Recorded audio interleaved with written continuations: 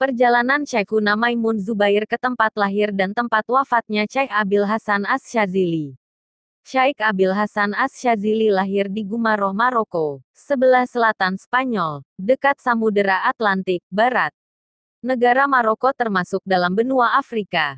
Dan wafat di Humaistaroh, Mesir, daerah sebelah barat Saudi Arabia. Mesir pun termasuk benua Afrika.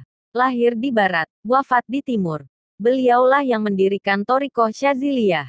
Di samping sebagai ulama yang mengajarkan berbagai ilmu agama di dalam maupun di luar pondok, Syekhuna Maimun juga berkhidmah di Jamiyah Thariqah Mutabaroh An-Nahdiyah mulai tahun 1989 sampai 2000. Beliau menjadi salah satu rais pada Jamiyah itu. Dan sebagai mursyid Syadziliyah beliau menyempatkan diri untuk berkunjung ke tempat lahir serta berziarah ke makbaroh Syekh Abil Hasan Asy-Syadzili. Pada tahun 2005 Mbah Yai berkunjung ke Luxor dan Aswan, Mesir. Setelah itu beliau ziarah makbaroh Syekh Abul Hasan Asy-Syadzili.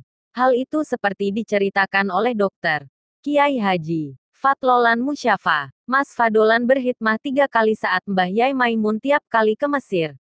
Mbah Yai diagendakan ziarah wisata ke Luxor dan Aswan didampingi Ibu Nyai Heni Maryam. Saat di ruang boarding airport Kairo, Mbah Yai berkata kepada Mas Fadolan, "Mas Fadolan, nanti kita ziarah ke Imam Syadziliyah." Ajakan itu terasa berat bagi Mas Fadolan, karena tiket pesawat PP Ciro Luxor Kairo sudah dibeli. Biasanya kalau ziarah ke makam Imam Syadzili, mesti nginap, karena perjalanan tidak cukup pulang pergi sehari semalam. Jarak tempuh Kairo Luxor plus 900 km dengan pesawat terbang. Luxor Humaisarah perkampungan Imam Syadzili plus minus 400 km dengan jalan darat. Jalan sepi tidak begitu baik aspalnya. Maklum bukan jalur wisata turis. Yang paling aneh jalur ini tidak ada fasilitas kehidupan. Tidak ada listrik, air, sinyal telepon, pom bensin, toilet, warung, dan lain-lain. Tidak ada sama sekali. Akan tetapi saat itu perjalanan bersama Mbah Yai berangkat pukul 7 kembali pukul 20. Mas Fadlolan memang sudah berniat untuk berkhidmah kepada Mbah Yai, maka ia pun melepon seorang kawannya yaitu orang Mesir yang siap menjemput di Bandara Luxor. "Ya Ami Fauzi, hal mungkin ziarah ila al-Imam Syadzili?" Dia jawab, mungkin, tidak mungkin." Tapi Mas Fadlolan mencoba meyakinkan dia berulang-ulang. Dan dia tetap menjawab tidak mungkin. Karena dia sudah hafal ukuran kilometer perjalanan yang mesti nginap atau kalau langsung balik mesti ketinggalan pesawat dan nginap di Luxor. Singkat cerita, Mas Fadlolan pun harus berkata, "Kita coba. Jika bisa PP ya alhamdulillah. Bila tidak bisa ya kita nginap di Luxor dan tiket pesawat kita hangus." Akhirnya si Fauzi menyetujui. Rombongan perjalanan yaitu Mbah Maimun, Ibu Heni Maryam, Mas Fadlolan dan sopir tiba di Bandara Luxor pukul 8 lalu mereka sarapan minum hangat sambil menunggu pintu gerbang Mabat Luxor atau Luxor Temple, kuil tempat ibadah Fir'aun yang di Luxor. Pukul 8.30 mulai masuk. Kiai Haji Maimun Zubair sangat mengagumi peninggalan Fir'aun. Beliau sambil mengajari Mas Fadlolan supaya senang sejarah peradaban. Saking senangnya, beliau lalui 2 lokasi Mabat Luxor sambil cerita ayat-ayat kauniyat dihubungkan dengan ayat-ayat Al-Quran, sambil foto-foto yang diabadikan. Mas Fadlolan sering mengingatkan, "Jadi ke makam Imam Syadzili Mbah Yai?" Beliau jawab, "Iya, jadi." Karena sudah pukul 10.30, namun saking asyiknya, beliau tidak terasa capek. Mas Fadlolan ingatkan ulang, dan beliau berkata, "Enji monggo berangkat ke Imam Syadzili." Tepat pukul 11 beliau naikkan mobil sedan Daewoo yang sering direntalnya sekalian sopirnya, lalu meluncur cepat menuju Edfu, 100 km perbatasan Luxor dengan padang pasir yang tidak ada fasilitas kehidupan. Tiba di Edfu pukul 13.30, mereka salat jamak takdim, lalu makan siang di warung samping musala tersebut. Disinilah kekeramatan Kiai Haji Maimun Zubair mulai tampak. Seorang ibu pemilik warung makan, tiba-tiba keluar membawa air botol aqua besar. Seraya berkata, "Ya Syekh, uduli zauji, wa huwa marid. Ya Syekh, doakan suami saya, ia sedang sakit." Beliau langsung terima botolnya dan didoakan seperti biasa tamu-tamu di dalam sarang pada minta doa. Lalu beliau bertanya, "Aina zaujak? Di mana suamimu?" Lalu diajak ke kamarnya disuuk dan diolesi air yang di botol tersebut. Saat akan pamitan, mau bayar warung, sungguh saling menjaga wirai. Maunya yang punya warung tidak mau dibayar, tapi simbah Kiai Haji Maimun Zubair tetap membayar. Disitulah kekeramatan beliau terbaca oleh rombongan semua, terutama sang sopir Amu. Lik Fauzi mulai kagum dan semakin percaya membawa seorang alim alamah. Mereka meninggalkan warung pukul 14.30 menuju Humaisarah yang jaraknya sekitar 300 km. Pukul 17 mereka tiba, lalu ambil wudhu dan ziarah. Mbah Maimun Zubair membaca Hizbe Nasr, tahlil singkat dan berdoa. Tepat pukul 17.45 matahari gelap. Mereka segera meneruskan perjalanan kembali ke Luxor. Kekeramatan Syekhona Kiai Haji Maimun Zubair tidak bisa ditutupi lagi. Semakin jelas.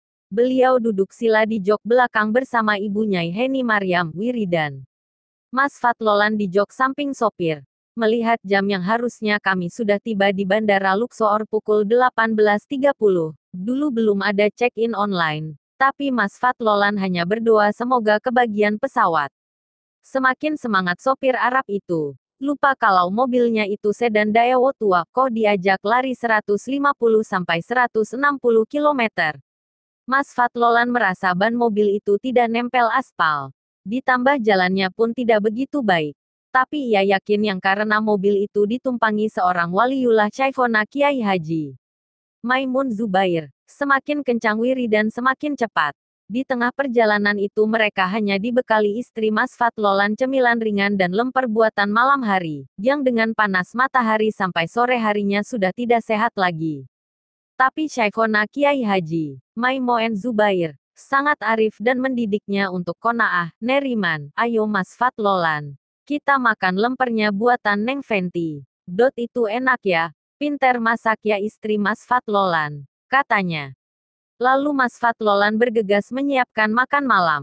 Mbah Yai pasti butuh kamar kecil untuk bersuci dan jamak salat maghrib dan isyak. Maka Mas Fatlolan menelepon hotel dekat airport yang bisa menyiapkan makan malam siap santap dan bisa ke kamar kecil dan musala. Perjalanan 400 km sungguh terlipat waktunya hanya 2,5 jam. Padahal setiap Mas Fatlolan jalan ke sana bila tidak bersama Syekhona Kiai Haji Maimun Zubair, antara 7-9 jam. Namun pukul 19 mereka tiba di Luxor di sebuah restoran hotel. Lalu mereka makan malam seafood dengan cepat. Beliau memberi Mas Fatlolan uang 300 pound Mesir. Standar umum makan berempat sudah cukup. Ternyata totalan kasir harganya 750 pound Mesir. Simbah Maimun Zubair melihat kalau Mas Fatlolan menambahi banyak. Mas Fatlolan kok nambah banyak? Tanya beliau. Ia jawab, tidak nambah mbah. Lo saya lihat nambah kok, katanya. Karena orang Arab Mesir biasa ngitung uang diangkat di depan mata dia, maka kelihatan dari jauh jumlah tambahannya lebih banyak. Ringkas cerita, beliau mendesak pertanyaan. Berapa itu tadi mas? Tanya. Ia jawab, 750 pound mbah. Saking tidak ritlonya harga yang terlalu mahal, terucap kata-kata beliau. Laisa mina, bukan golongan kita. Subhanallah. Mereka keluar dari restoran tersebut. Tidak lama malam itu restoran terbakar bersama hotelnya. Tidak bisa dipadamkan.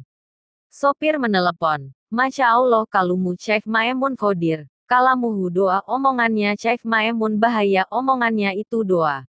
Al-Funduk Al-Azina Kulfi Mahruk Lem Yatfihi. Hotel yang kita buat makan tadi terbakar tidak bisa dipadamkan.